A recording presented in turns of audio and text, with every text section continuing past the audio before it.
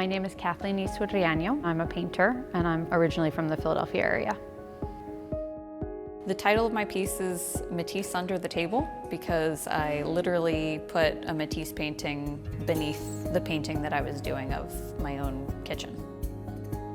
The first work I started, I did a sort of slower drawing and it felt very forced and rigid, and I did a really horrible painting that I was really not excited about. Then went and did some charcoal drawings, and I love working with charcoal, but I haven't worked with it for a while.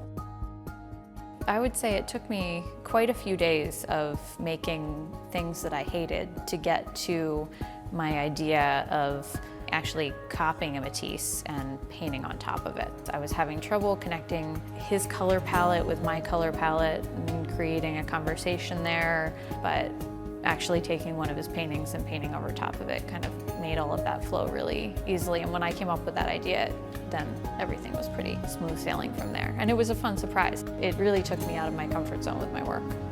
I tend to not show work in progress until I'm really sure that the work is where I want it to be. But I was really inspired by the rough, imperfect nature of Matisse's work. So that got me started building this painting.